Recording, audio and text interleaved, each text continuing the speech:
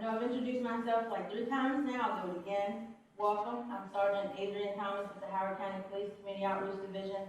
And with me today, my co-presenters, we have Officer Stephen Mitchell as well as Officer Benita Alisea. Also in the building, we have Lieutenant Stephanie Wall, who's our Commander in Community Outreach. We have our Captain Jim Marshall in the back.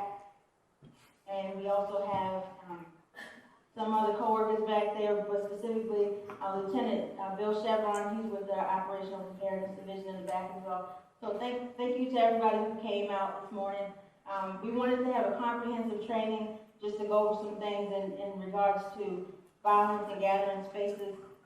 As you've seen this morning, we've had another active shooter situation. It was in Thousand Oaks, California, where 11 people lost their lives to an active shooter. So that's why this training is so important, so imperative that we come together and try to be proactive as possible, just to give you guys tips, information, best practices that you guys can take back to your places of business, houses of worship, social venues, what have you. So we definitely thank you for coming in this morning, and hopefully if you have any questions or anything that you would like to ask us about the topic or anything in general, just let us know. We'll discuss that at the end. Just some housekeeping rules. I know we're all adults, so I hate to give you rules, but I'm a cop, so it's just my nature. Food and drink policy. I notice everybody has water. Some people might have, hopefully, no coffee or tea. You're allowed to have water in this building, but since we're guests at Grace Community Church, they ask that we don't consume anything other than water. If you do have a sugar-free Red Bull, or if you do have Chick-fil-A, raise your hand and I'll come. I'll do that personally. I'm 6 months pregnant. I'll take it. Restrooms. As you came into the building, if you go out this door to your right, you'll see our restroom. So if I'm making you nauseous in my presentation, or if you have to run, you just go straight out to the right and you'll see the restroom.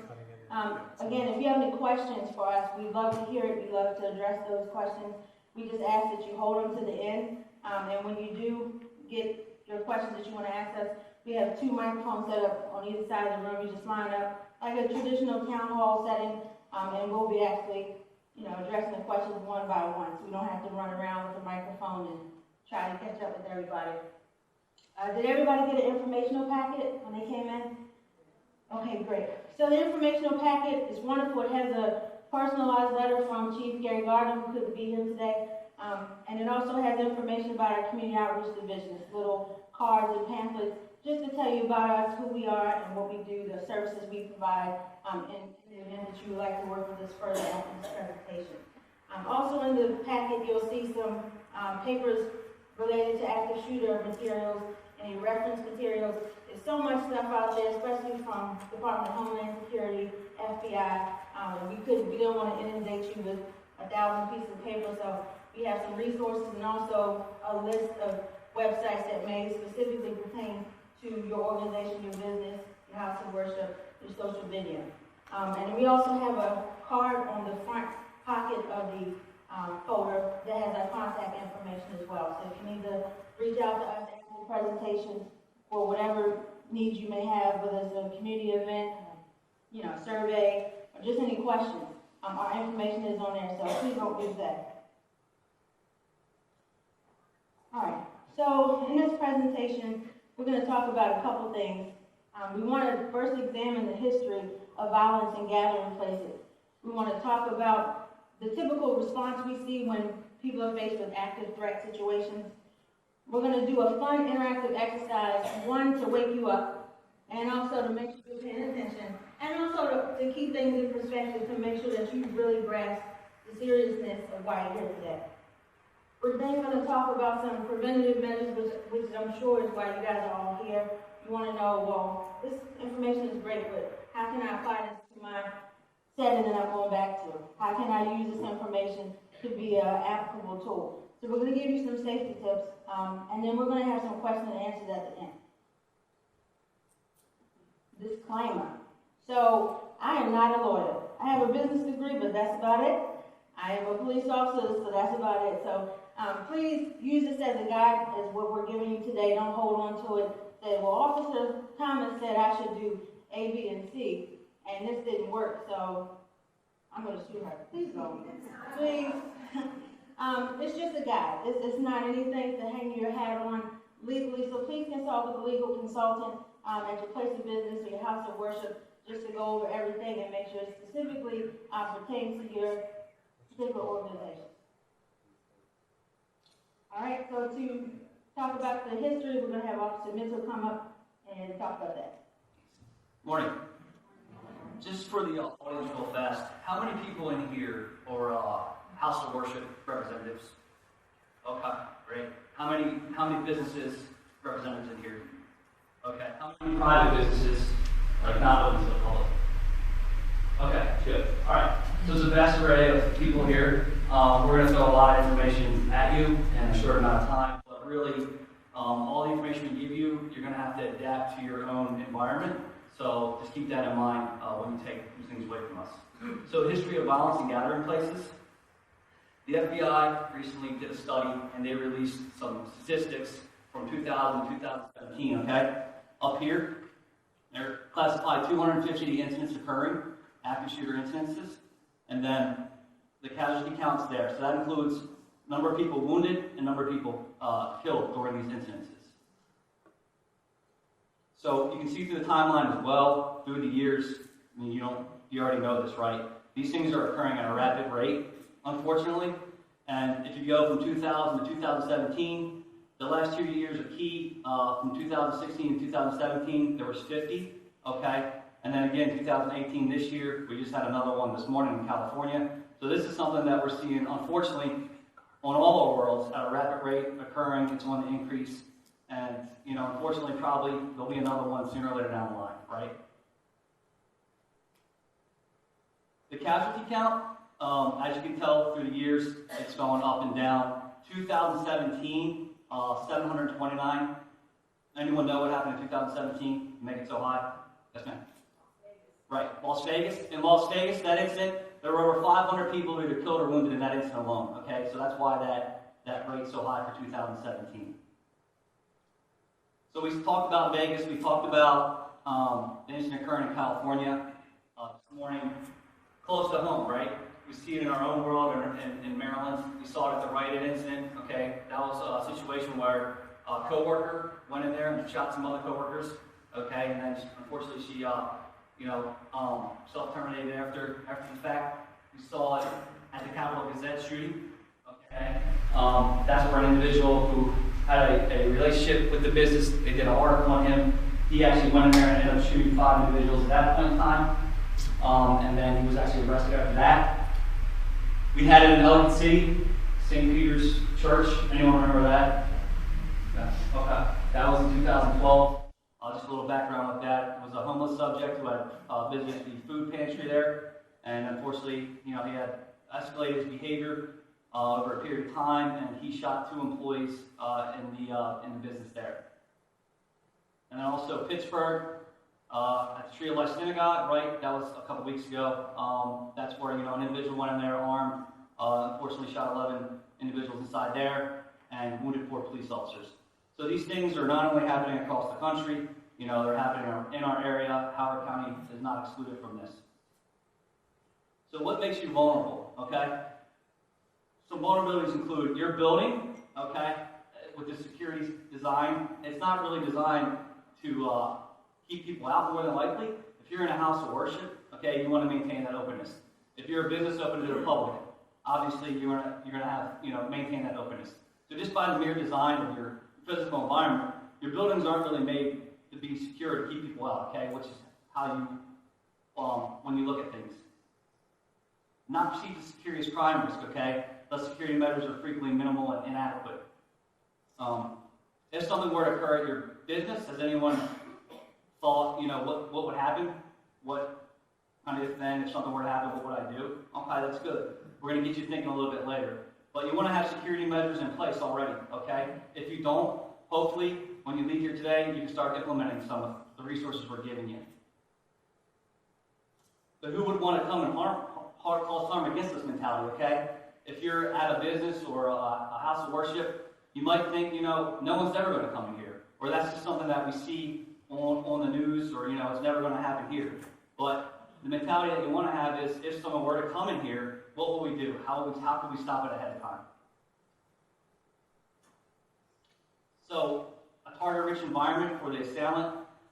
Unfortunately, these individuals who are committing these acts, they know that if they're going to go into a house of worship, you know, whatever day, while everyone's in there worshiping, for a business, on our normal business operations hours, there's probably going to be a lot of people in there, okay? So that's where we talk about target-rich environment. They're doing the most amount of harm in the least amount of time possible. And they want to have as many people, commit harm against as many people as possible. Key control and access management week. That's simply the fact that, as being open business to the public, really anyone can walk in there at any point in time, all right? Or even a house of worship, you know, during service, usually anyone can walk in at any point in time. You may have an icon status. It's a flashpoint for Rite Aid groups and terrorists, okay? Just simply because of what you believe, an individual obviously, you know, can hate you or have hate towards you, and that's not your fault, obviously, but that's just unfortunately what we see.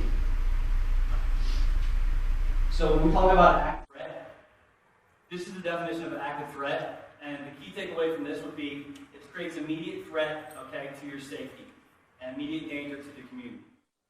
That's just key. It's that immediate threat. So active threats, we're going to highlight some of those. We hear a lot about active shooter, but you know, someone with a knife, with an edged weapon, can do a lot of damage as well. Okay, it doesn't have to necessarily be a firearm. Okay, there's threats, bomb threats, threat of arson, even a combative subject. Okay, someone who's unarmed but is there looking to pick a fight with you. Okay, they can do a lot of damage. This is someone who's actively there to kill you, to hurt you, to harm you. Okay, that's the active part of it. So who's committing these acts? The profile, there really is no profile. Most incidents involve a single shooter. Okay, however, there can be other incidents where there can be more than one. Columbine, there was 2. Predominantly male, rarely female. However, again, in Hartford County, it was a female suspect, okay, at the Rite Aid in that instance. So don't want to kind of get hung up. But they do have that deliberate, focused, detached mindset, okay? They're there to do harm. May have previously broadcasted intentions. Anyone know what that means? Social media, right? What else? Where? In person, right? To a friend, a family member, you know, it's a customer to you if you're dealing with him. And many times they don't know, however. Okay, so you might not know. You might not know. So we'll cover some contributing factors here. And this is from the FBI. If you look through this list, okay, you obviously can all read what's up there. Mental health, okay, financial strain, abuse of drugs and alcohol, death of friend or relative, and there's hate-based there as well, okay, so that's a big one. But a majority of these things, okay, they happen to us just every day as humans, all right? All of us have someone who died in our family, okay? So I'll go back to that, apologies. With the whole entire, you know, conflict with other family members or things like that, or, you know, any kind of job-related issue, they're just natural stressors in our everyday life, all right? Connection to a facility. So 55% of the times they're connected, 45% there's no connection. What we see is, you know, it's kind of split down the middle. It's kind of hard to say, you know, where that line is, but connection, we mean employee, former employee, maybe a spouse, maybe something domestic related, you know, maybe a friend or a friend of the person that works there. So it's kind of split down the middle. This is for active shooter incidents only. So with the FBI study again, they did a target breakdown for you. Commerce, 42%, okay? And then it breaks it down even further as far as open to pedestrian traffic and closed to pedestrian traffic. But you can tell a majority of it is commerce, all right? You got a house of worship down here, 4%, right? That's part of it as well. And then it breaks it down even further. So why are we here today? All right. You are in an active threat incident. The average law enforcement response time is 3 minutes, okay? That's really, really fast in our world, all right? But if you're waiting for us, that's the longest 3 minutes of your life, right? So we're trying to give you some tools today, hopefully, that you can utilize, on your own before we get there. We're coming for you, but until we get there, you're your own first responder, okay? So we're going to give you some information today. Hopefully that'll benefit you while we're on our way. And this is even another staggering statistic. 64 incidents where the duration could be measured by the FBI, okay? They ended in 5 minutes or less. 44 ended in 5 minutes or less, 23 ended in 2 minutes or less. That is incredibly fast, right? If you're at a traffic light out here on 216, it's really long. You're waiting, but that is really, really fast. If our response time is 3 minutes, and you got that 5 to 2 minute window, okay, again, you want your own first responder until we get there. So, in order for us to try and reduce fatalities, we're going to try to improve your response as civilians to the situation. And I'm going to turn it over to PFC Alisea. She's going to cover some active threat incident responses for you. Thank you, Steve. So moving into the portion for the civilian response to an active threat, we know that there's going to be 3 different responses that's normal for human reactions. It's going to be denial, deliberation, and action. In the denial phase is going to be where you might hear some popping noise, but you're not sure what it is. And so you might wait and see, or saying to yourself, well, that couldn't be what I think it is. So that would be part of the denial phase. So in the deliberation phase, that's when you're going to have to really start putting yourself in a position to survive. So you're going to have to calm yourself down and to start breathing, doing combat breathing. That's what we call in law enforcement.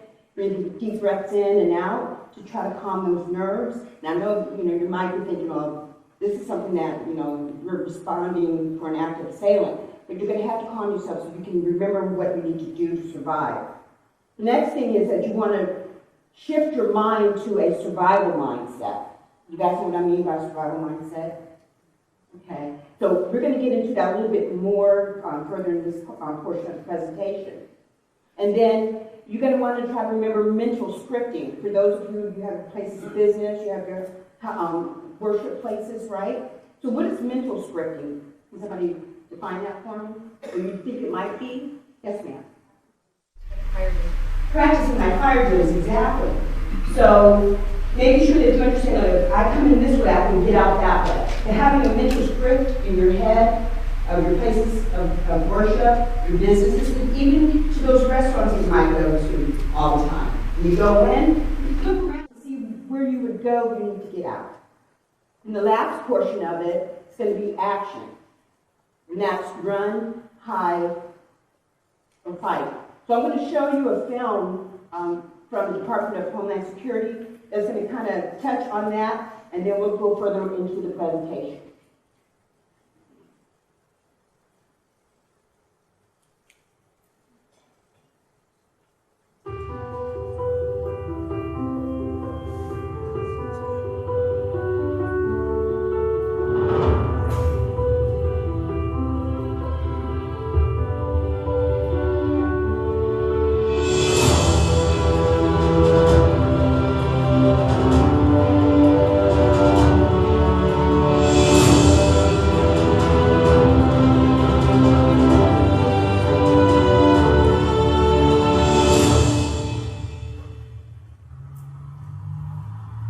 Active shooter events can occur anywhere at any time, and frequently involve individuals attempting to kill others indiscriminately.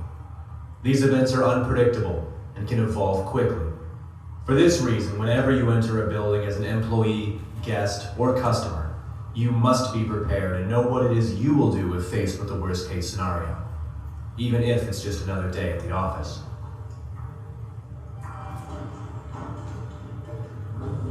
Last night, every time I closed my eyes, all I could see were slide decks.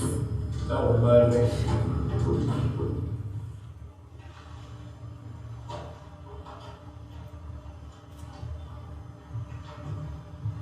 Sorry I'm late.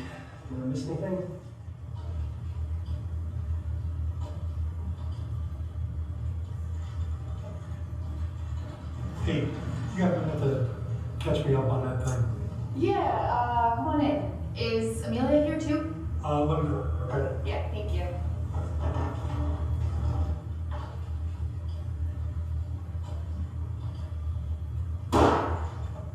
When startled by a gunshot, it's a natural human reaction to freeze. Unfortunately, this response leaves you vulnerable to what might come next. If you see someone frozen in place in this type of situation, make your best attempt to assist them.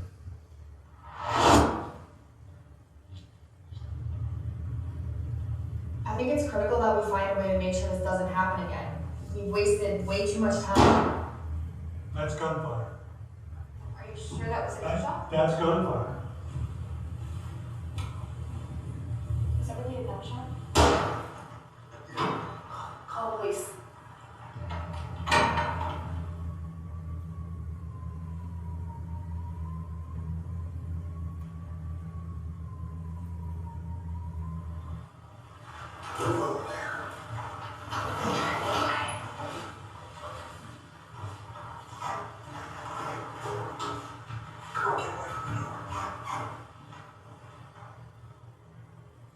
If you can't easily evacuate, the best option is to hide. Lock the door, stay close to the ground, and try to find cover from any stray gunfire that may penetrate the walls. If you're able, call 911.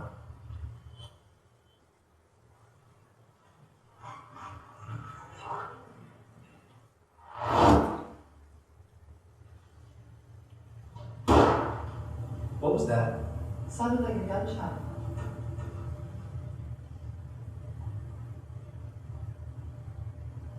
What should we do? Come on, let's get out of here. When possible, the best alternative in an active shooter event is to run. If your path is clear and you can safely reach an exit, evacuate as soon as possible. Of course, some may not have such easy access to a safe exit. In these situations, you must decide for yourself whether it is best to evacuate or to hide. As with any of these options, if you do choose to run, commit to this action. And remember, police will be arriving to assist you and to evacuate the wounded, so be sure to keep your hands up and empty as you clear the building. Otherwise, put simply, don't stop running. Once clear of danger, make contact with 911 to assist their response by providing them information about the shooter, the weapons they're carrying, and the amount of wounded that may still need medical assistance. If you have been unable to evacuate and are trapped in the facility during an active shooter situation, remember, making the decision to hide does not prevent you from putting up a fight later. If you are confronted by the active shooter, you have to assume that your actions are all that stand between yourself, your colleagues, and grave harm. Fight for your life. Search around you for sharp or heavy objects that you may use to disable the attacker. Collaborate with those around you to ensure you aren't acting alone. You're taking action for your survival, so do not hold back, and do not stop fighting until you know beyond certainty that you are safe. Committing to run, to hide, or to fight will keep you safer than if you freeze during a crisis. Remember to prioritize your safety. If you come across those who are wounded and may need assistance, assist them if you can, but do not let them inhibit your escape. As an individual, the most important thing you can do to keep yourself safe, whether it is to run, hide, or to fight, is to commit to your decision and to continuously reevaluate the situation. If you own a business or operate a large public facility, you may be able to better enable individual response to such events by identifying emergency escape routes and exits. Use this information to design evacuation plans that can be used by employees and guests to your facility. Reach out to law enforcement to see if they'll come to your facility and assist you in drafting your response plan or guide you to training that may assist employees in their survival. Remember, this training may be the difference between life or death. See about technology you may be able to incorporate to make your facility safer, which may include audio or visual cues for those with access and special needs. Plan for and train your employees to assist those who may not be able to run, hide, or fight. Equip them with a first aid or a go kit, an emergency ladder in case you're not on the first story, and explore the possibility of mass notification technologies, which may enable you to alert those in the area of any present dangers. Of course, the hope is that neither you nor any of your friends or colleagues will ever be confronted with an active shooter situation. However, should the worst case occur, know that you can always run, hide, or fight. For more, So the best part I like about this video from Homeland Security is that the title is Run, Hide, and Fight. If you remember, at the very beginning when you first started hearing the gunshots, what did they do? They hid, right? After they froze, they hid. So it's a situation where it's fluid, and you have to reevaluate and reassess. So it could be at that time where you are, you have to hide, you have to barricade yourself. Or you might have the opportunity to run. So it's all in reassessing because it's a fluid situation. So if you have to run, if you're in that position where you can run, run. Call 911, right? We're not going to say leave as soon as possible. We're going to say run, get out, right? Know your exits. That's so important. And remember your secondary exits. So what could a secondary exit be? Yes, ma'am. Sure. Don't just be focused on one way in, one way out. Look around. When you go places, your businesses, your churches, look and see what would be considered your secondary exit. And if you can't run, hide, right? So make sure you lock the door, turn out the lights, remain out of sight, and silence your phone. And when you silence it, take the vibration off, because you know if it's sitting on a table, even if it's sitting on the floor, if your phone vibrates, it can be heard, right?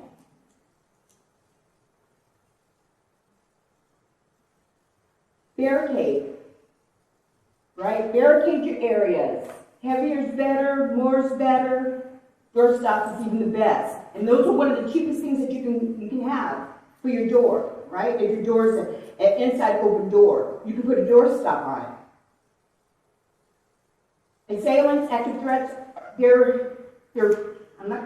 guess they are still, because they're people. You want to get in and out as fast as they can. You want to do as much damage as they can. If they jiggle a door to stuff, they're not going to sit there and try to pry it open. They're going to keep moving to get to others. So if you've got a door stop, use the door stop. If your door is an outward open door, consider having ropes nearby. You can use a tie, right? You can use a belt. Practice tactical knots. I don't know how to tie one, but I've been practicing. So if you know how, maybe you want to teach your parishioners or the people you work with. If you can't run or hide, fight. Get yourself in a winning position. Disarm if you can. Fight for your life. So, a lot of people say, well, we're not trained to fight. Some people say that we're not police officers, we're not trained to fight. But let me say this, if you are with your family at a business, and if you're in that situation, I pray you're never in that situation, but you're in that situation, and you've got your children with you, what are you going to do? Just stand there, right? No, you're going to fight. You're going to fight for your children's life, you're going to fight for your own life. So you have to think about this, and that's part of that survival mindset that we're getting ready to talk about. Again, reassessment of your situation. May not be run, hide, fight. Might be fight, run, whatever. So just think about that. So this is Lieutenant Brian Murphy.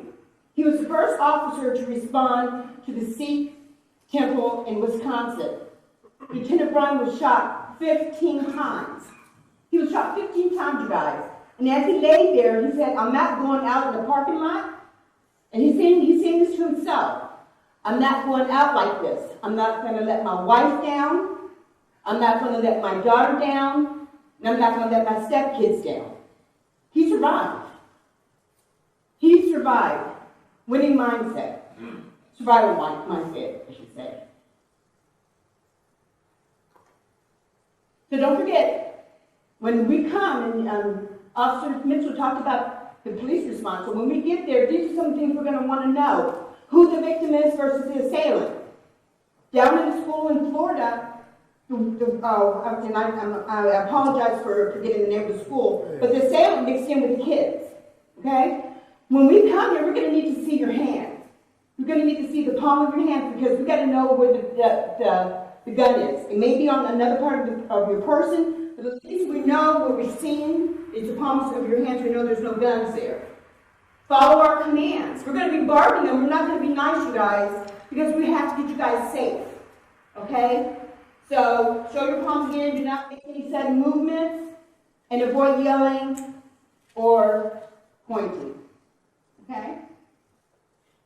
Again, most incidents are over in minutes. Call 911 as soon as you can. Remember, run, hide, fight. Remember you have to reassess. Situation's going to be fluid. And please follow the commands of the police, okay? Thank you.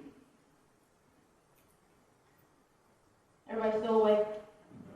Awesome. All right, now I'm going to really get you awake. We're going to turn it up a notch. Like Emerald says, we're going to kick it up a notch. So this is an interactive exercise. I hope nobody has any heart conditions or any, nervous conditions. If you do, I'm sorry. But we want to have this interactive exercise just to kind of get you in the context of what could happen in an active threat situation and let you know that it's very fluid, it happens very quickly, and you have to think very quickly on your feet. And if you don't, just hesitating or pausing, like Officer Ellis said, it could be detrimental. So we want to kind of get you in the mindset and really let you know how quickly things evolve. So in this interactive exercise, don't worry, I'm not going to have any SWAT guys busting the doors, or I'm not going to jump on anybody. But I'll let you see it. Okay? So boom, we have a shot out in the lobby. What do you do? I'm going to tackle both of them on the floor and put chairs behind. Yes! I know that's right. Ma'am, what would you do? So it's out in the lobby. Okay. Boom! Okay, you hear it get closer. That door is locked. You know before? Okay. Boom! Now the person is in the back of the room where Officer Harris is standing. What do you do? What direction? Direction away from where you're going. Okay. What do you do? See if I can hide up beneath the stage. You gotta go now. I can't do it. I don't have no that. Alright, so the shooter is actually at the back of these chairs right here. What do you do? I'm gonna get on the floor and take it. Okay?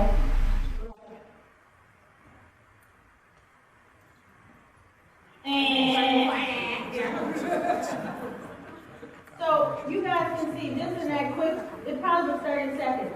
And you see how quickly it evolved, how quickly he got closer, how quickly you had to make a decision. And it's scary because, sometimes you see these horror movies, you say, run, don't go in that closet. Why did you do that? You think, if I was in that situation, I would do A, B, and C, but you're not in that situation. So when you put yourself in that situation, it's terrifying to you. You know what I mean? You might freeze. You might have a moment like that. The young lady in the back that, and that's what we want to get you guys out of. Like Officer Alice said, touched on, we want you to have that mental scripting. We want you to have that plan in place so that you can kind of skip that whole decision time and start some type of action. So everybody's here today for prevention and planning. If you have proper prevention and planning in place, that will hopefully save your life. If you don't have anything at all, you're planning to fail. So we want to prevent that. So anytime an assailant wants to do harm to you, wants to have some type of active threat situation, they need three things. They need ability, they need opportunity, and they need a desire. Now, I know the answer's up there. We want to eliminate the opportunity through your prevention and planning. Now, somebody could be, some of these situations we've seen, people have had military background.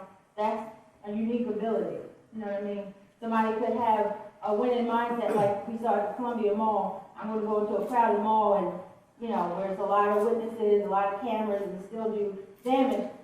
That, that's a strong desire to get something done. But if you take out that opportunity for them to cause that damage, cause that harm, then that'll be your best bet.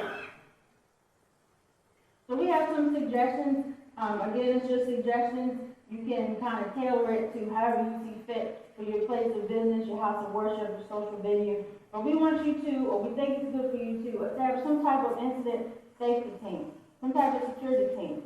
Look at your personnel that are in your place of business or house of worship and see what everybody's assets are, what their abilities are. If you have a guy who has law enforcement background, if you have somebody who has military background, use that to your advantage to put them on the safety team.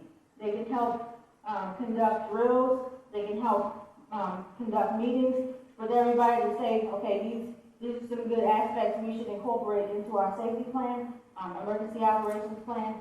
Or, that's not a good idea, because somebody could come in or have this particular mindset and that idea may not work.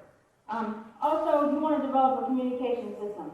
Does anybody have like an intercom system or anything in their business? Awesome. Anybody else? Okay. Awesome, I'll see you back. You want to have that. If I come into a business today, if I come into your house of worship today and I'm shooting, or I'm acting like a crazy pregnant lady, how would you get that notification out to other people who aren't on site, that are supposed to report to work late that day, or supposed to come in for an event that day? How would you get that information out to smartphones, even if you have an old flip phone? All that stuff still receives text messages. So just thinking outside the box, trying to think of a notification system. Doesn't have to be a Batman signal in the sky, anything dramatic, but just something simple as sending out a mass notification system. They do that now with the school system. They send out alerts and things like that. So that's just something to keep in mind. Also, developing a facility notification system, kind of like a fire alarm, something to alert people that something is going on that's out of the ordinary. You want to make sure you have something like that in place. If I know that Joe has a law enforcement background, I want to give him a specific duty. When things break bad, I don't want him to say, oh, well, I have a law enforcement background, I'm on a safety team, but I don't know what I'm supposed to do. So you want to create job duties, functions, responsibilities, so when things really happen, people know specifically what to do, where to go, what their role is, what their function is, so you don't have any delays in response or anything like that. We want to talk about site security.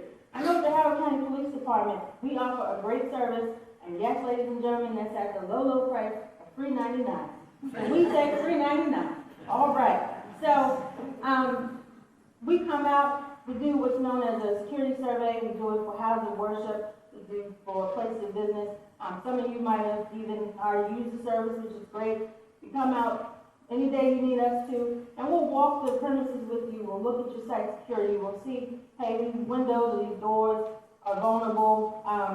Your surveillance system. I used to be a detective, and I can't tell you how many times I've gone to places of business, and they have surveillance systems. I'm like, great, we're gonna catch them. It's awesome. And they say, oh no, they don't work. I'm like, really, really. So make sure that your equipment is working. You have adequate lighting in the parking lot. Any kind of deficiencies that you can improve upon. That's what that site security is for. We've done these presentations to private businesses, and recently I can't tell you how many new businesses have emerged in Columbia specifically, and they're beautiful. You got the best flowers, you got the best lighting, you got the best chairs, you got the best water, the best snacks, you got everything. But it's vulnerable, it's open, there's no security in mind, like Officer Mitchell said. Anybody can walk in, you don't have any type of security features on the doors, it's just a mess on that aspect. So keep all that stuff in mind when you're planning your business. And also, if you have floor plans that you can provide to law enforcement when we do these security surveys, that would be awesome, because when or if an event were to happen at your place of business or your house of worship, the SWAT team often gets involved. And if we have a floor plan or something that we could utilize just to give us a tactical advantage, that's awesome. Because we're not walking into the dark. We already know it's 3 levels and this wall is here, and you can access this floor by this specific door or hatch in the ceiling. So if you can provide it to us ahead of time, we'll keep it on file, and that way that's something that you don't have to try to explain, or we don't have to guess our way into if an incident happens. Does anybody have a lockdown procedure? You got it all. I'm coming to where you are. I know that's right. Okay, anybody else? What's this side doing? I see the man in the back. Come on now. All right. Well, no worries. That's why you're here today, just to make sure that you get these things in place, okay? So, safe room. I know you see it on the movies. I saw, who was it? Yes. Panic room. It don't have to be that extravagant, but that's nice. I take it, but if you just have a safe space that has adequate barricades or somewhere that you can kind of stage yourself temporarily if a help arrives, if you can equip it with medical supplies or a go bag. Does anybody know what a go bag is? What is it?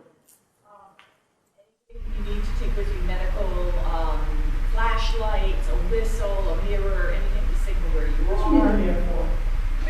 To make sure you look good. I'm just You're absolutely right. You just want to make sure that you have something that you can put another copy of your floor plans inside that go bag. So if that particular person was able to vacate the property and get to law enforcement, they can turn that stuff over to them if you have any floor plans or anything that could be of use to a SWAT team. But again, medical supplies, you don't think about that stuff. You know what I mean? Does this room that you're locking yourself in for God knows how long, is this equipped? Does it have water? Does it have some non-perishable snacks? Does it have a landline? You know, because cell phones nowadays, they aren't very reliable. Batteries die. It's just that one time that you need it, you don't have no service, and you just like, please, help me. So, you know, you want something that you know is going to be reliable, to have access to a landline. Again, barricades. And also, if you're able to even take it a step further and have a color-coded sign or something outside the door, so law enforcement, when they come in and they sweep a room, you can say, hey, I'm in the room on the left that has a green sticker, a green sign on the door. That's more specific. Because I know some of these buildings are humongous. They look like, I don't know, college campuses. And if there's 1,000 doors and we can't find you, it just makes our response a little longer. So if you could kind of label those things ahead of time, that would be helpful to us. And train your staff. I know we have businesses in here, places of worship, and I know the whole congregation or the whole business isn't represented here today. So we'd like you to take this information back to them and pass on the information. That's no good if you have it in a notepad and you throw it in a drawer and they know nothing about it. Yes, we have it recorded today for them. Hopefully you can play the recording and have an in-depth discussion, but train your people. You know, knowledge is power. If they don't know it, then they can't follow it. You can hang some active shooter posters for those who are deaf and hard of hearing, because you can't assume everybody can hear. You might have people come to your place of business that is hard of hearing. So if something were to happen and I'm coming into your place for the first time and I'm hard of hearing, how do I know an emergency? I'm just looking around like, why is everybody running? What's going on? But if you have some type of visual cues, that's helpful as well. Have meetings, like I said, just drill. I don't know how often you guys have meetings or fire drills. Anybody have fire drills in here? Awesome. I know you do back there. But honestly, since I've been a kid in elementary school, I haven't had a fire drill. You know what I mean? You just figured, you know, I hear the alarm. The typical response is you hear fire alarm, you sit around, what's going on? You hear that? Is that a real fire? I'm going to keep typing this email real quick. It's probably nothing. But we need to practice and get out of that mindset because that could be detrimental. I know sometimes people will use that as a notification, a mass notification system, like, hey, something's going on. And if you don't have anything else in place, they might think, okay, well, I'm going to pull the alarm and hopefully that'll alert everybody else. But also keep in mind that assailants are using that as well. So they're pulling fire alarms as soon as people are running out. It's open season. So you have to think about all these different things when you're creating your emergency operations plan. Now, this is just a suggestion. You might have to pay some people overtime. I don't know. But it's a lookout program. And basically, you want to be able to exercise and practice your situational awareness. I can't tell you how many times just in normal travel, you go out, you know, to the mall, or you go out to the movies, you go out to work, and you see your coworkers walking around like that. Almost getting hit by cars, sometimes bumping into each other. Nobody's looking up anymore. Everybody's sending that last text message, sending that last email. They're not looking at their surroundings. So you have to really use your situational awareness, not just for you, but other people, because you might miss something so small. It's not always a guy coming in with a trench coat and a big bag. It could be something so minute, so small, that you can catch to kind of alleviate a bigger situation. There's the guy in Vegas. He brought all those bags in and stuff like that. If one of the employees at the hotel might have said, "Hey, that's a lot of bags. Those bags are kind of looking kind of weird." I mean, it's just something small they might have noticed, but it might have got the attention of somebody else, and they might have been able to do something, maybe not. Also, know your neighbors. If anybody has a place of business or house of worship, and you don't really even know who's next door to you, I don't know my neighbors at home, honestly. I mean, that's just the world we live in. You work long hours, you come home, you go to work, you do your routine, you come home, and you know, you don't have much interaction. So if you don't have interaction with your business neighbors, your house of worship neighbors, or even your residential neighbors, you don't have that relationship with them. Hey, Bob, I saw some strange guy come around the business last night, come around my house last night. Because you don't feel comfortable with that person. So get to know your neighbors so that you guys feel comfortable sharing information. I know they have that new Ring doorbell system. Does anybody have that? That's awesome. I'm gonna get one.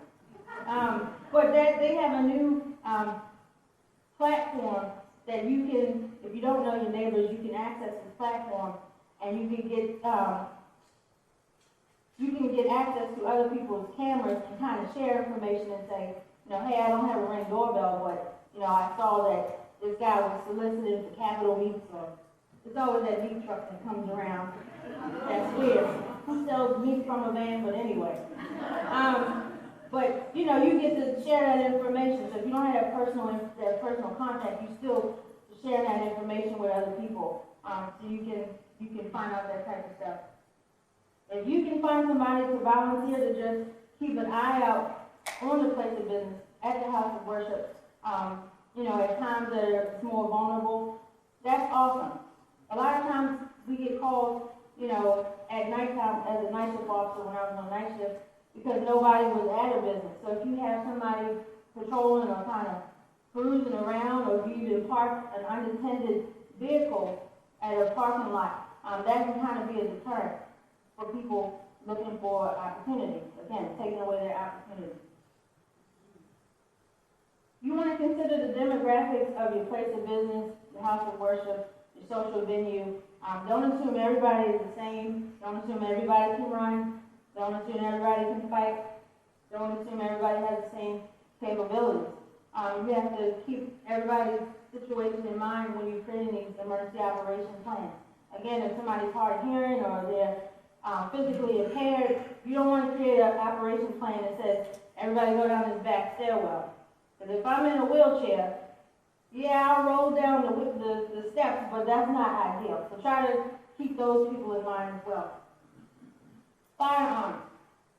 Now, we're not going to really get into deep with that because, you know, everybody can look up Maryland law in terms of concealed carry and all those things. And if you're on a private property, it's basically up to your private property what you want to do with that. But keep that in mind. It is people that are out there legally and illegally carrying firearms. So do you have a policy in place for that? If you have people that you permit to carry at your place of business or your house of worship, do you have something to identify those people if something happens and it's a melee? Say you're having a church service and a guy walks in and he's shooting.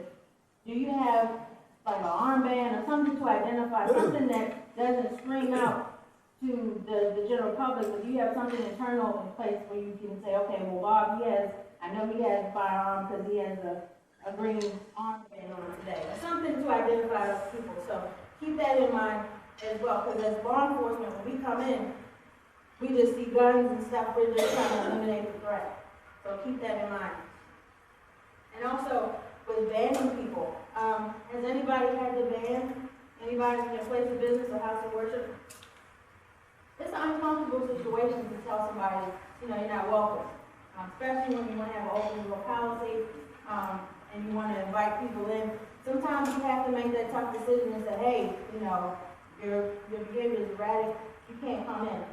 We do have a banning program here in Howard County, and if there's something that you're interested in signing a memorandum of agreement or understanding with us, our contact information is on that front pocket of the folder, so please use that and we'll get you set up with that. And again, evacuation procedures, we just want you guys to be safe. We don't want you to create an emergency operations plan where everybody's going to go to the same exit and then you get this thing called funneling. You want to have multiple exits. Like Steve said, you want to get secondary exits in mind. You don't want everybody going out the same way or anything like that. Again, if you have people that are physically impaired, you want to keep them in mind as well when you're creating this plan. So we're going to show you a video. This is a concert, the Great White Concert in Rhode Island. It was years ago. Anybody know the band? All right, rock and roll, okay. So they went to a club, everything was great, people drinking, having fun, and in their concert, they had pyrotechnics. So the fire went off, and everybody said, oh, that's cool, you know. But then you'll see things quickly evolve, and those pyrotechnics turn into actual flames and fire. And you'll see how people kind of pause because they have that denial stage. Is this really a fire or just a part of the show? That kind of happened with the movie theater shooting years ago in Colorado. They had a veteran screening, and you see this guy coming in a costume, and you think, is this part of the show or is this real? And just that quick hesitation, you know, it could be disastrous. So I'll show you this video. It doesn't have any sound because we don't want to freak anybody out, but we'll discuss it as it plays. So we have a clock on here as well just to show you how quick things evolve. So as you can see, people are having fun. You see the fire quickly happen, and people still partying. Oh, this is part of the show. You see the hesitation. You see some people actually saying, this is real. Let me out of here. The people are starting to push. We're almost about 30 seconds in. People are starting to push out towards the front vestibule of the club. The same way in which they came in to get their hand stamped, to get their tickets, to get all that stuff. This is when the panic is setting in, and people are taking action. There's no run, there's no hide, there's no fight, it's strictly run. As Officer Allen said, you have to reassess. As you can see, the smoke is starting to completely fill the club in such a short amount of time. Like I said, these situations that happen rapidly. You have to make a decision.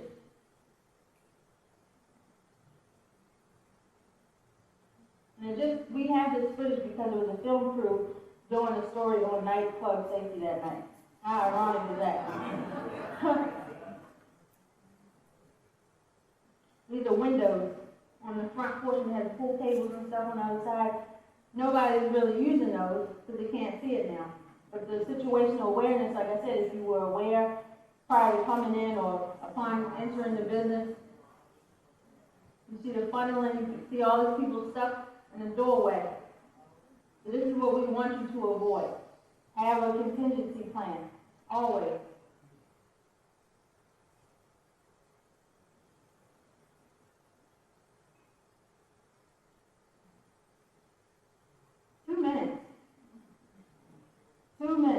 Things really emerge and evolve in such a short amount of time.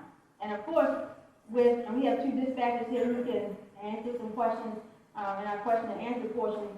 By the time you put a call in, you get out of the club, you put a call in to dispatch, they have a call taker who has to get all this information that then sends it to a dispatcher who calls the police over the radio. So you have two people. It's not just you call Adrian and I'm answering the phone and I'm saying, hey, we need police to respond to this, it's a delay. Not a big delay, but it is a delay. So by the time we get all that information to our computer system and we're wrapping up whatever call we're on or whatever we're doing, you know, you're wasting valuable time. So you have to be your own first responder. That's why we give you this training today. So I know I showed you a bunch of horrible stuff. So I wanted to lighten it up and show you that if you have proper planning in place, no matter what organization you're from, you can be successful when dealing with active threats, but you have to take the first steps. You can't come to this presentation and do nothing after this. You have to do something. So I want to show you a church that actually did something. Pittsburgh Church was threatened by a caller yesterday afternoon. WHLT's Candace Coleman tells us how the church responded.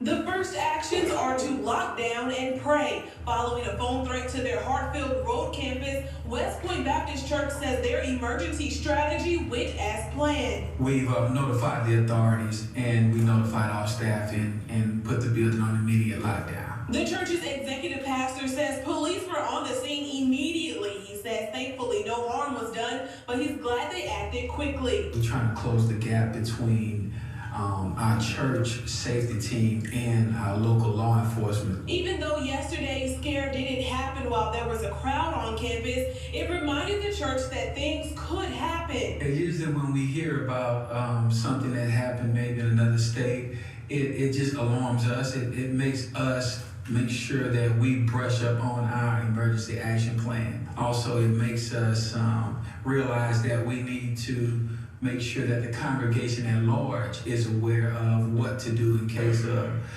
emergency. The West Point security team has a plan for keeping members safe, starting from the parking lot to the sanctuary. We do have surveillance on our campus. For different events, we contract out off-duty law enforcement. He says the church isn't open to concealed firearms, but law enforcement members are allowed to carry. We just never know how to if that person is serious or playing, and we don't want to err on the side of taking it for a joke. Connecting you to Pine Belt News in Forest County, Candace Coleman, WHLT 22. No one was arrested in yesterday's threat. So we just want to show you. It's just a small house of worship, but they took that into consideration in terms of having an emergency operations plan in place so that they don't run into or get caught off guard by any active threats. So that's what we want you guys to do. Now they're saying, okay, Sergeant Thomas, you told me all of this stuff. You had some funny stories in there. You know, I'm sitting, I'm wasting time to get close to lunch. What do you want to send me home with besides a shiny pen and hope? And so, I know somebody's taking it. So, the National Institute for Justice, they actually came up with a safety app, and it was primarily geared towards house of worship. But upon looking at it, it can actually be a good tool for any place of business or house of worship as well. So they developed this app, which basically it walks you through creating your own emergency operations plan. You don't have to sit up there with a pen and paper and think, okay, well, Bob, he's military trained, so maybe he can stand at the door and he can do this, that, and the other. It actually gives you job descriptions and it gives you responsibilities. It really is user-friendly. It works for Android as well as Apple products. So I'm going to show you a quick video just to give you an overview of the program and we'll discuss.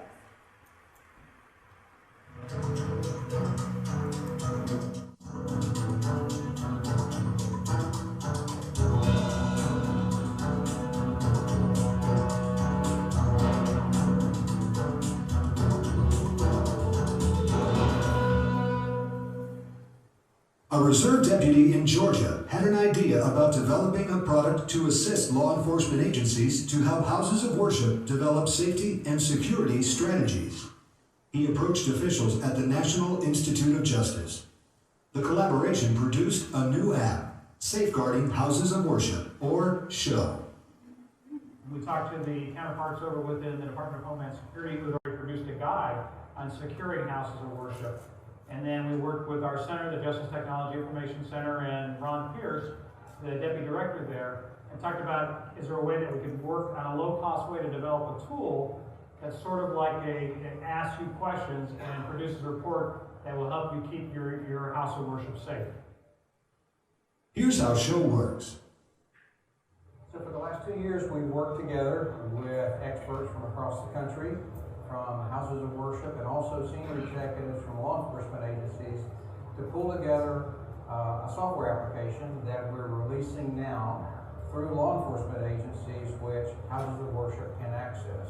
So what the app will do is it draws from you information about members that you have in your particular house of worship, what professional role that they can play, whether they're a medical officer or a law enforcement officer. It prepares a job description for that individual.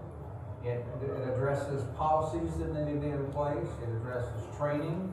And then it will walk you through asking questions on different types of threats and vulnerabilities that your particular campus may be exposed to.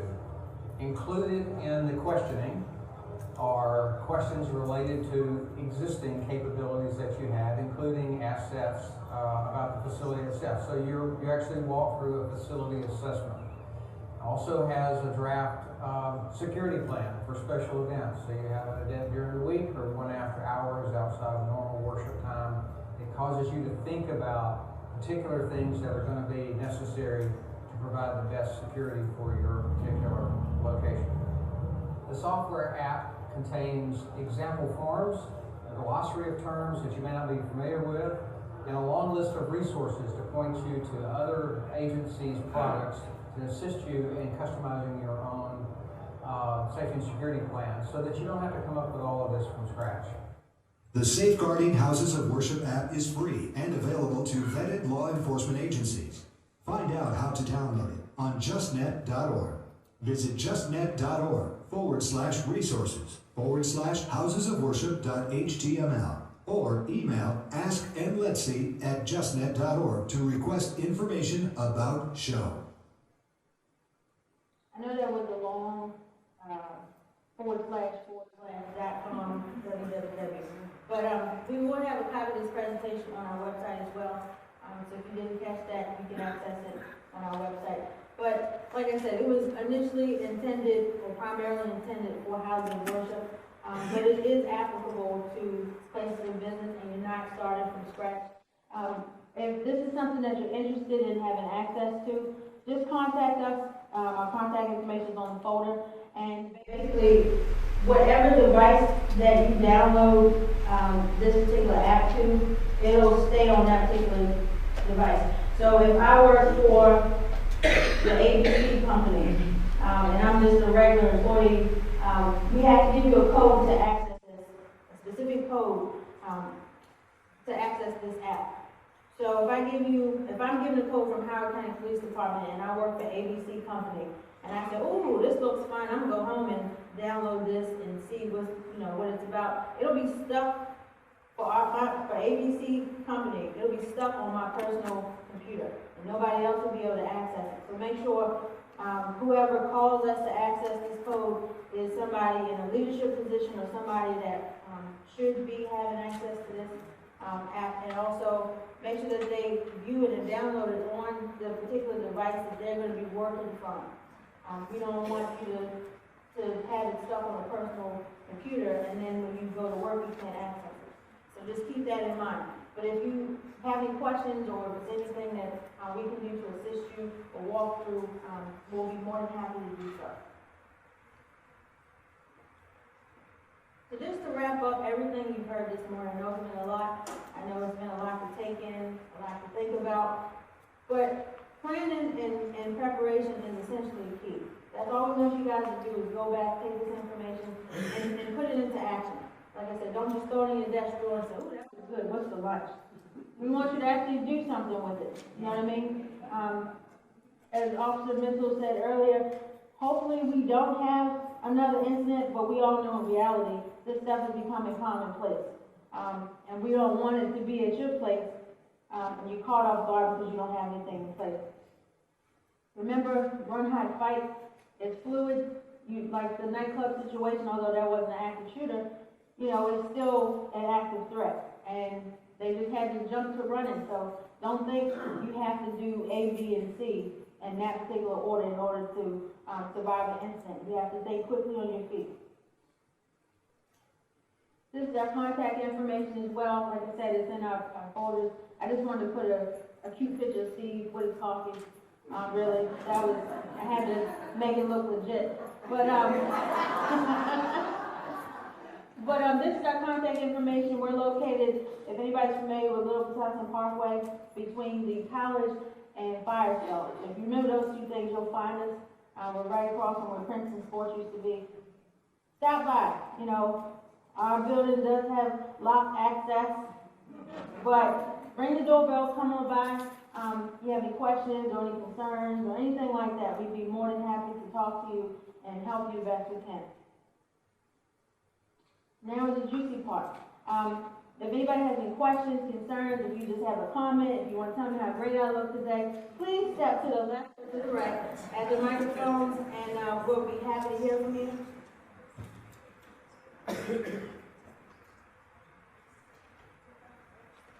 I'm leaving by myself.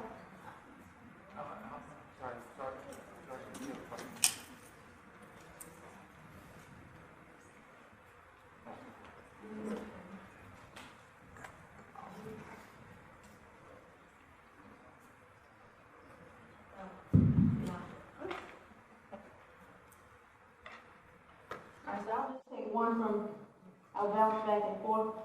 I'll start with you. All right, so I have two questions, but hopefully the first one's quick. And that is that do we have the capability to text 911 in this area? Dispatches.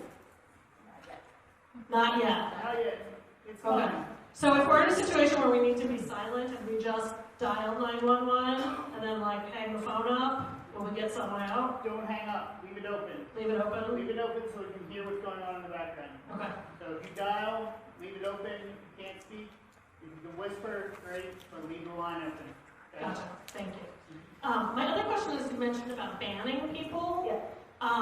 So my initial thought about that is that banning someone is exactly what's going to incite them to come and commit violence in our setting. So can you talk a little bit about what we know about how that's worked or how that's actually enforced or more about that? If somebody's committed to do something, whether you ban them or you don't, they're going to be committed, period. Banning we found to be helpful for law enforcement because we find someplace in business they're very nice and they say, oh, Jimmy, just get out of here. 10 minutes later, Jimmy comes back. And it's a recurring thing. It disrupts your business, it disrupts your house of worship. So with the banning program, it affords us the opportunity to say, something more binding. It says you aren't permitted to be on this premises, and we can take immediate law enforcement action. We don't have to wait and have a discussion with you or drag something out. Because although Jimmy may have never been violent in the past, it's just been a nuisance. You never know what Jimmy's going through. You never know what could set him off that particular day. So you can't think about, what's going to set him off. You got to think about yourself, your safety, and what. You don't want to have a regretful mindset after the fact. Like if I would have just banned him, if I would have just, and I wouldn't have to deal with it because we have it on file, so we won't have to even make contact. If you can just run it in our computer system and we'll know. So I think it's important to take some type of action versus nothing at all, because we don't know what anybody's capable of or what their mindset is. So the advantage of going through that would be that we could call you up and say so-and-so's here, and you would just come and without having to. Yeah. Okay. Thank you. Yes, on the broadcast intentions, like on social media. So if you see someone, I noticed on a lot of the mass shootings, the person would have left a social media, manifesto. Right. So if we see something like that, what should we do? Because some people may be I know myself, I would be. Is that what my perception is, or how should we contact law enforcement if we see something? 911 is, I know it's like, I don't want to bother 911, but this guy has the opportunity to triage calls. So if it's like a murder, obviously it's going to hit the top versus, somebody who's just calling about police information. So always don't feel afraid to call 911. Just so we can, again, take some sort of action, investigate it. It could be a mental health issue, it could be a cry for help. We don't just jump to extreme circumstances and extreme responses. We do investigations.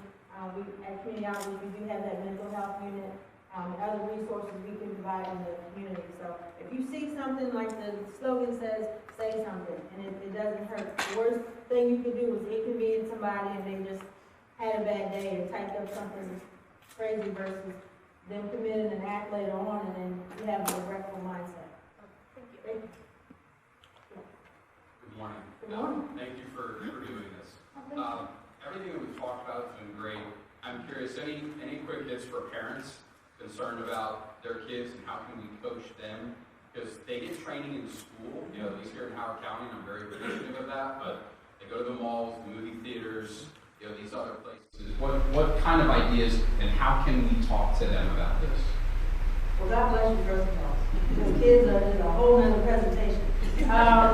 But honestly, I say the biggest starting point, the biggest thing we see with kids is just their lack of situational awareness. Like I said, with being on the cell phones and not really paying attention to their surroundings, I think if you at least hone in on that and let them know how important it is to put the phone down, and when you go out to the mall, when you go out to the movies, when you're hanging out with friends, really look around you and see what's going on and not just, you know, focus on your little bubble. And, you know, from that point, call 911. Again, it's those two things I'd say. Yeah, and just to add on to what Sergeant was saying, just if they do need to make a phone call, just make sure to remind them to be in a safe area to do so. That'll take their focus away from what they need to be aware of. Just make sure that they're in that safe space. Yes, ma'am. I don't know if you have any additional information about the app, but do you happen to know if it can be used for locations? So, for example, we have a house of worship, but then we also do house churches. So I didn't know if it's possible to do 2 different locations with the app. Lieutenant Chevron, did you leave? Yes. Do you have a response to that? There is actually a PDF version of that, so we can email it to you so you can use it for different facilities, but the app is usually for one facility because they have 2 separate facilities. You have 2 separate plans. So if you see one of the community outreach officers afterwards, we can email you the PDF and then you can use it a couple different times. Right. Yes, sir. So I'd also like to thank you for holding this meeting. I have 2 related questions. The first is, when you were asking people what would they do if they heard the pop, my first thought was that I would run to the door and on my way out I would hit the fire alarm, because we have a fire alarm there. Would that be an appropriate response, hitting the fire alarm on my way?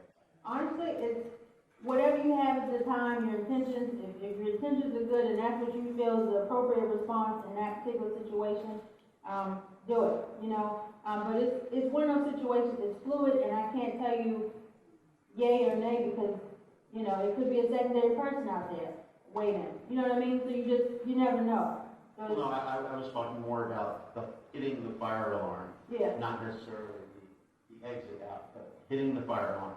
Well, as we discussed, you know, hitting the fire alarm, especially in certain situations where they don't have a notification system, it does alert everyone that something serious is going on. But like I said, sometimes they'll use that as a means of maximizing their target. So again, it's whatever decision you make in the moment, you know, you're doing what's best for you, and if that's your, you know, your decision, can't be faulted for that. Okay. The other question has to do with, we have in this building fire alarms and fire lights, and I don't see one in here, but usually there's a placard that shows you the exit. Right. We have codes, we have all sorts of things relating to fire. Right. And you made mention of things like mental scripts or muscle memory, fire drills, and different types of things relating to fire. Drill. Mm-hmm. Is there any thought or any movement or of codifying these types of security issues, these types of methods, so that every building, every school, I mean, we've had them in schools for at least a decade now, where they are required to have these types of drills and these types of programs. Is there any thought of doing the same thing for public buildings, for private buildings? Just make it a requirement, a code that every building needs to have an escape plan. Every building needs to have a lockdown plan, a hide-in-place plan.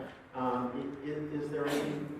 I mean, that's why I hope that one day they do make a mask requirement, but right now there is none. I know that the school system, they teach something different because that is a different environment. I think the best thing we can do right now is attend trainings like this and take that advantage of the security surveys and things and walk them through and create an emergency operations plan. Hopefully, we will get some type of mask requirement, but right now, I mean, all you can do, selfish as it sounds, is focus on your private business, your private place of employment, and generate what you can. Yeah, I'm just thinking we don't have these types of things for fire because we've recognized the danger and we've gone ahead and put these things in place. So I'm just wondering if that's something we should be doing for this as well. I think when they initially created fire alarms and things like that, we wasn't thinking about active shooters at that time. You know what I mean? But now things have evolved, with social media and times have just really evolved. So I'm sure hopefully somebody's missing something somewhere. But in the meantime, we as a community outreach section, we can do the best we can with educating the public and coming out and just trying to help you guys along as much as possible. So. Well, you figure back in the day, a whole lot of people died before they enacted all those laws. Right. So. Right. And Sergeant Thomas, if I could to add, if any of you heard the interviews of the students that attended that bar this morning in California, they made mention on how they were able to get out. It's a little different nowadays. Back in the day, we had our fire drills, we had our hurricane drills, tornado drills. Now these students are understanding what they need to do to survive in an active assailant situation. So a lot of them were able to get out because that's something that's now ingrained in them these days. So, I mean, that's something that they're learning at school, hopefully some things that they're learning at home, and from their police departments as well. Yeah, sure. As a retired teacher, I went through that training. So I come into a building, I come into a room, those are the things that I'm looking for. Sure. But again, okay. Well, we did get you a microphone. Thank you. Yes, ma'am. Hi, I have a quick comment and then a question. Yes. Someone is asking about in person. Yes. I've been through this with my organization. We had a person who was demonstrating mental instability, and he did mention that he owned firearms.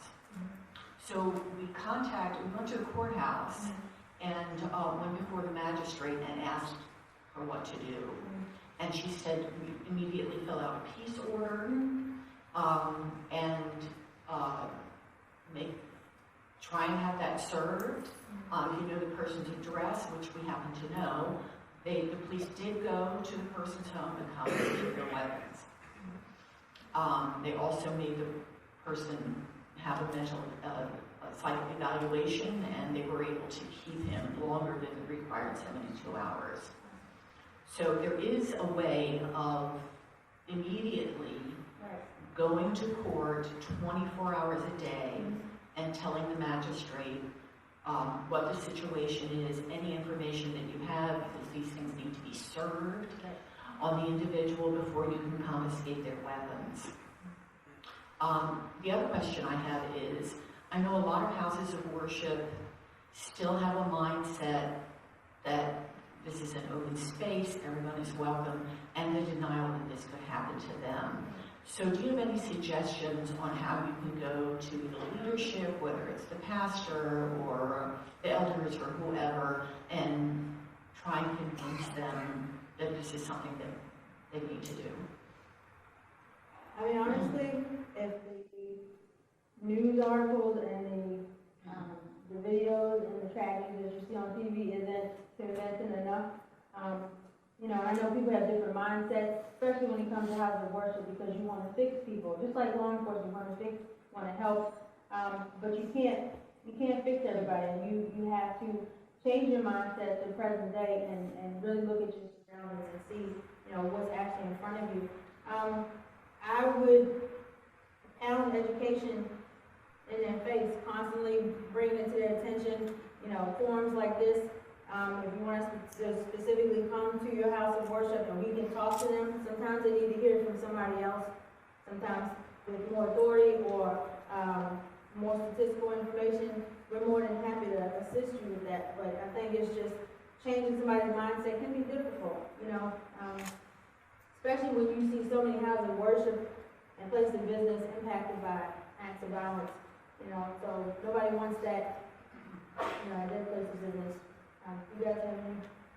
Well, again, we're, you know, relatively, the numbers say, well, it would happen, but just open up that mindset, and then with you, as long as you maybe know what to do, if you know you're not, if something were to happen and the person next to you maybe, if it's a friend, family member, attending church with you, you know, as long as you know maybe what to do, that's also beneficial as well. Thank you. Okay. I work inside a COPS building, and you need access to the control to get into my office. However, to get to our office spaces, big glass door, 2 big glass windows right next to that. So, and then once you get in, it's a big open space, and then down the hallway is where the offices are. I have so much anxiety about these huge glass windows and doors, and if someone wanted to get in to our spaces with a gun, they definitely could. And I'm just wondering, what can I do to keep my people safe when I know that gun would rip through that glass very easily, and they would be in before any of us ever got to our offices and came out to see what was going on.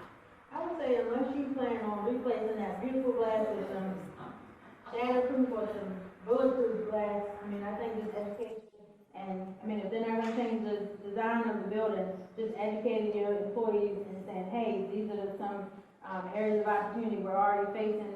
So in spite of this, we're gonna do X, Y, and Z to ensure our safety. You know, just make sure you have a safe room. Try to tackle those other key points that we hit, having a safe room, having go bags. If you have a separate building that you guys own related to your business or neighboring business that you can run to in the event of an active shooter, trying to set those kind of up in place. That's the other thing, there's one way in and one way out, unless you go out the third floor balcony. Yeah. So, yeah, it's that, I've seen the run, high five, run, big fight video before, and since seeing that, I've played through my head. What are we going to do? Do you have roof access? No. There's one more floor above us. You can have access to that? Do you have access to get?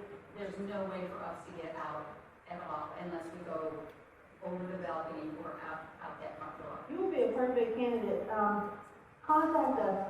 You can contact us. You come after the presentation. Okay. So we can get you set up with a security survey. I think it'd be best to have somebody come out and we can physically walk through, see what the vulnerabilities are, and try to give you some suggestions. Because a lot of places of business run into that. Like I said, they're beautiful, beautifully built, a lot of glass, but they don't really have security in mind. Right. And you kind of trapped in that one space. So definitely contact me after this. Okay, thank you so much. Thanks. Yes, ma'am. Hi, my question is regarding the police first responder response when there's an active shooter. Do you know if Howard County has considered equipping all patrol officers with ballistic shields? I thought about this last night after that poor sergeant was the first one in and clearly was not well protected. We do have some officers that do have access to ballistic shields in active shooter situations. We also have patrol rifles, less lethal. So we do have things in place. We have go bags now, better tourniquets. So we do have things we're constantly training to update our equipment, update our knowledge to better prepare ourselves in our response for these active shooter situations. You don't see us typically carrying it around. Can you imagine me carrying around this big old thing? It's about as big as me. Like I'm going to battle, but we do have them. It's just every officer doesn't have them in their cars, but we do have access to them if we need them. Okay, it would just sure be nice if we could equip every patrol vehicle with one. Thank you. Thank you so much. Yes, ma'am. Hi. First, I wanted to thank you for providing this presentation with these proactive tips. It's really great for our community, so thank you. I have two questions. First, is the information you presented today going to be available more broadly, like on your website, or how do we direct people to get this information? Yeah, so we actually have a PDF version of our PowerPoint on the website on hcpd.org. And we're also filming it, so that way if you go back to your place of business, you know, it's one thing to read it on a PDF, but if you want to see me again in action, or my co-presenters, then, you know, it's nice that you can play it back and you hear people asking questions, because there might be a question that you may have, so it is nice to have that. So you have those two options to work with. Great. Second question is, I lead a gun violence prevention organization in the county, and we often meet in public spaces, including libraries, community centers, as well as a number of other organizations who use those resources. What do you recommend when you're using a space that you have no control over, like control over the security of, like a library? Are those organizations being trained with this information? And, you know, how do we protect ourselves in those type of environments? I know specifically with the Howard County public system, the Howard County library system, we've been doing personal safety presentations to them. So all the libraries at least have that. They've all had active shooter presentations, so the staff on down. Then when you talk about other buildings, unless they call us, you know, we try to get the message out, but we may not have touched everywhere. But I think it's important, for one, like I said, situational awareness. And if you know you're going to have a meeting at, you know, Starbucks on Diamond or whatever, you know, just to kind of go ahead of time and see the lay of the land and see what your exits are, what the flow is, what the traffic is. So if anything were to happen, you know, at least you know somewhat of your surroundings. I think those are two key things. But again, it's hard to control but so much when you're in a place that, you know, a public place that you don't typically patron. So that's my personal suggestion. You guys. Yeah, it's going to be unrealistic to think that you can control every environment that you walk in, especially in public places, right? But it's all about a time distance thing, okay? As we covered, things are happening really, really fast. So it's distance from that threat, okay? Distance from that threat buys you time, okay? And then time buys you the ability to act, okay? Whether that be run, hide, or fight. And that's whether you're at the library, or you're at a restaurant tonight, or you're at your house of worship, or you're at your place of work. All right? So we can't control every single environment that we're in, you know, but you can control your actions if you have to act in that environment, and just knowing how to get out, getting that distance from that threat, and your options following time, things like that.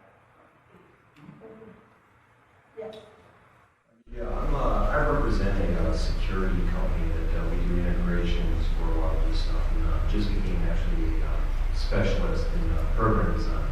So thank you. And I really appreciate you guys putting this on. What we see on a day-to-day basis, and I think they can attest to this as well, a lot of these folks already have security in place, access control, video surveillance, things of that nature. The problem is it's still very grassroots for creating emergency operations plans. Right. And then even if they do have a plan, the police don't know about it. The fire department doesn't know about it. So if you could kind of reach out now and tell them, hey, even if you have some stuff in place, let these folks know so that when they do get that call, they know what to do. Right. Give them floor plans. Give them your operations plans. Let them know that you have access to IP cameras, to cloud-based cameras. The response can be so much better if you just actually communicate a little bit more. So if you could reach out just in this Howard County area, who to touch base with so that they know what you have in place or what you could actually become a little bit better in would be extremely beneficial.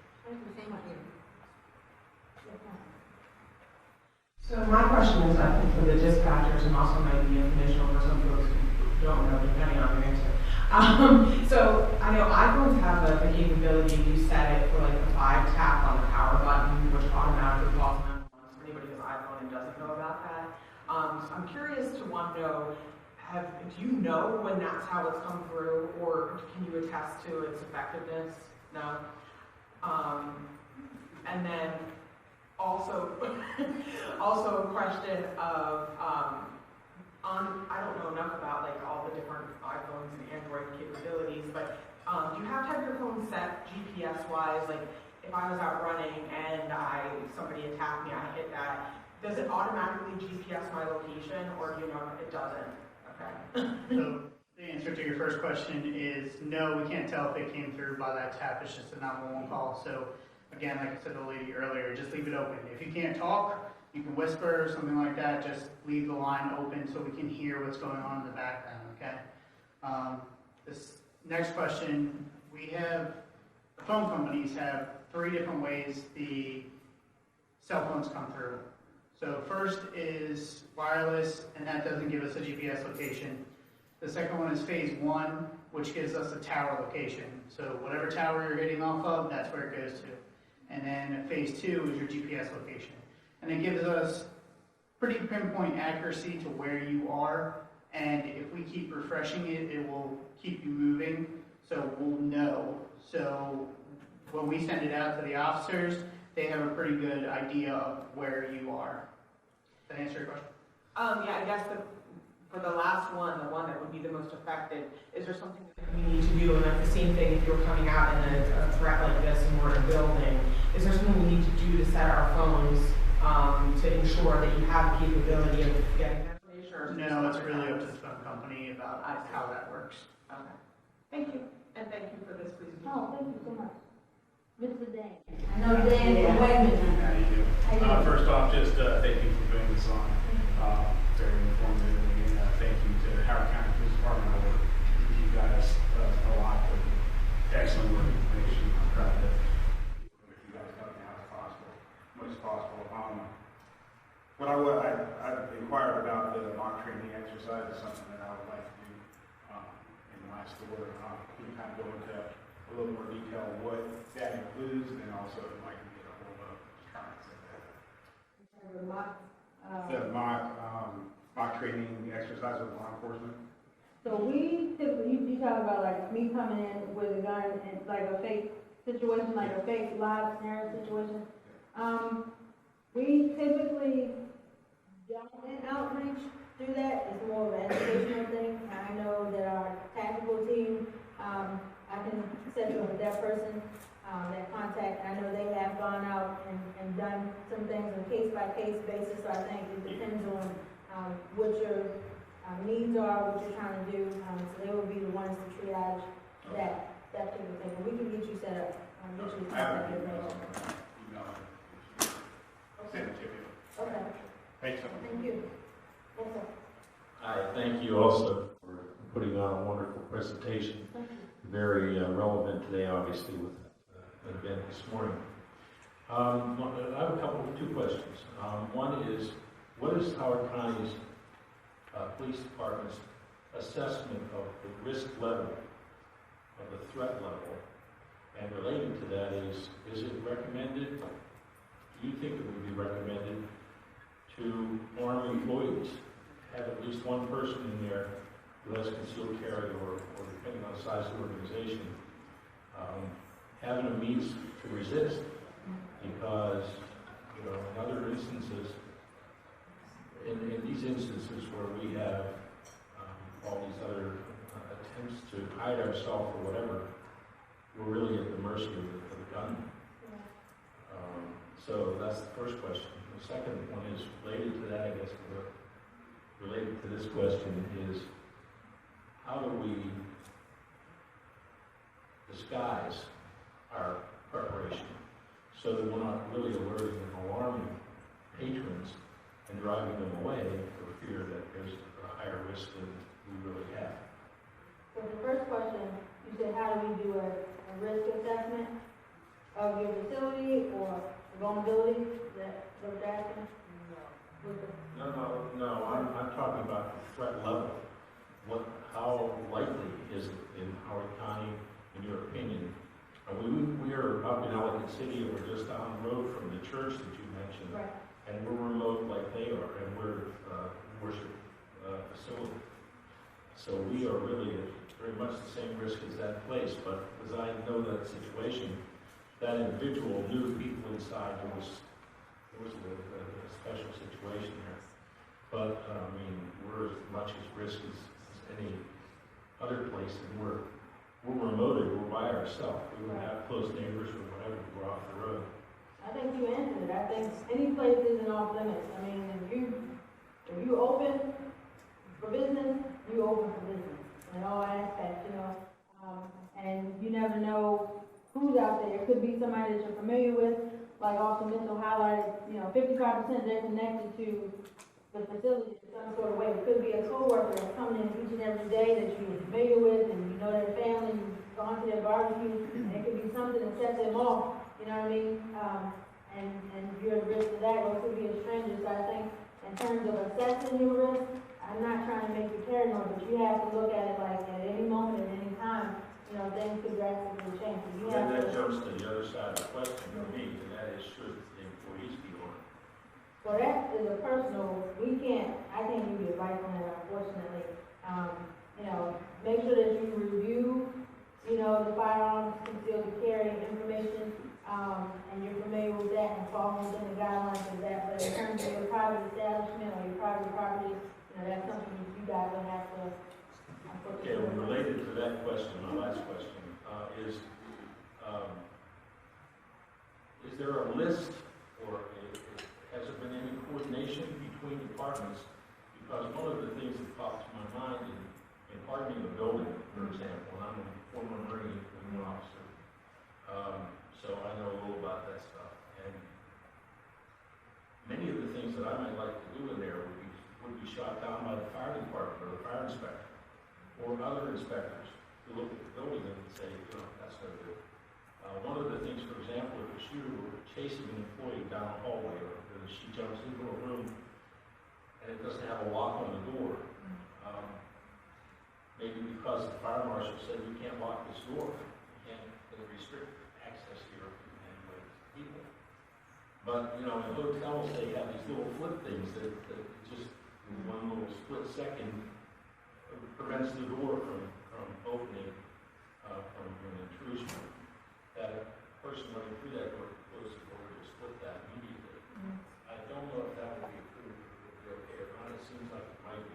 But I'm just wondering if there's any sort of list that you all have coordinated with other departments of the county that will allow us to harden the building or the property. And that's the question. Okay. Lieutenant Chevron from our Operational Preparedness Division might have some. I was going to answer your first question about was there a countywide assessment of what the threat level is, and there was one done. And honestly, the greatest threat level or greatest threat to Howard County is a weather event, a tornado. It's going to give us the least amount of warning and the potential to cause the most amount of destruction. So a hurricane's going to give us a couple days, a blizzard's going to give us a couple days. But as anybody in the western end saw last weekend, it's going to pop up very quickly. It's not going to give us a lot of warning. So statistically, the greatest threat that we face in our county is a weather event. And that was an assessment based on the probability of everything from a nuclear attack to an active shooter to weather events. And we've been affected by both floods, so. Exactly, right.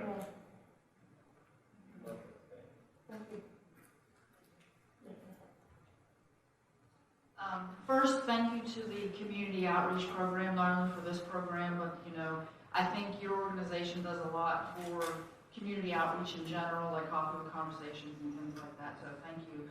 I live in Howard County, so I hear and see, that's how I heard about this event, but I work in Baltimore City.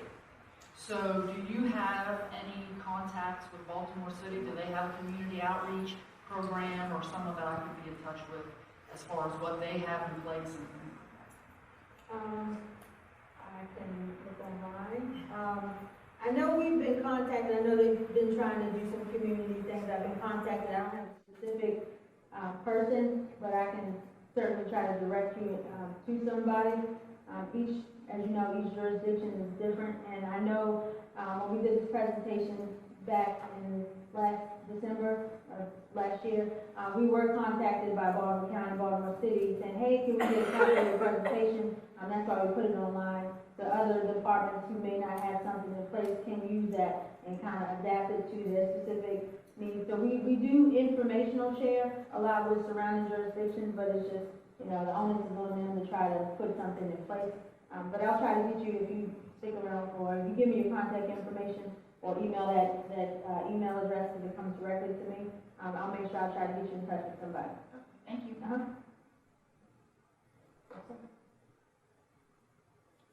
Good afternoon. My name is Marshall. I'm Director of Cybersecurity Defense for Cisco Systems right over here with Along Boulevard. I'm also ex-Navy. I carry a handgun qualification license, and I want to kind of bring things back to what's been instructed today. Our number one thing in our proverbial arsenal is not necessarily anything. It's the willingness to learn. It's the willingness to educate ourselves, our employees, our coworkers, our practitioners. The follow-up that we give to the training we've had today is the single strongest thing we can bring back to the people that we're responsible for. The odds of these things actually happening are roughly the same as getting hit by a bolt of lightning. You're much more likely to be struck by a car in the parking lot when you went back outside today. Use realism, look up statistics, verify your own facts, and then train your people. Thank you. I just wanted to address the gentleman who was asking about threat assessment in Howard County. The Howard County Office of Emergency Management is a wonderful resource. They have a lot of things online, and they have monthly meetings that are open to the public. They have one next Thursday that's going to be at the Roger Carter Community Center in Ellicott City.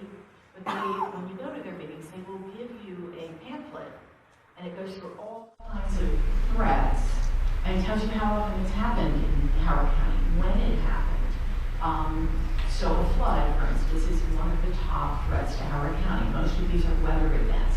A nuclear explosion is very low down on the risk.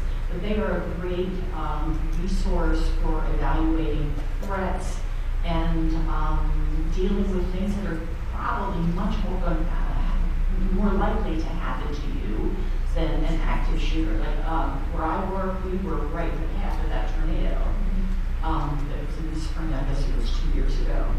And we had been trained by them for all that kind of stuff, and it was extremely helpful. So I would recommend them as a resource. Thank you. And what was the time of that meeting? What was the time? It's 9:30 next Thursday. Okay. At the Roger Carter Community Center in Ellicott City.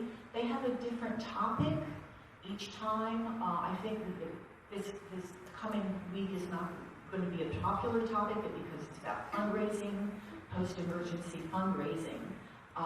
But there have been other topics that are very germane to the people who will be represented in this room. Thank you so much.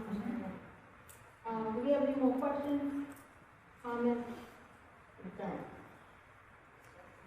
Well, I just want to thank everybody again. I know it is a commitment to come and sit for 2 hours and listen to me and listen to my coworkers, but we truly appreciate you coming out today. Again, if you have any questions, any follow-up, if you need any further assistance or resources, feel free to reach out to that email address that's on that sticker in your folder. Again, I am the sergeant of the community outreach section, so all those emails come directly to me and I triage them. So I'll definitely get them. And I just want to thank you again, and I hope you guys have a great afternoon, and be safe. Thank you.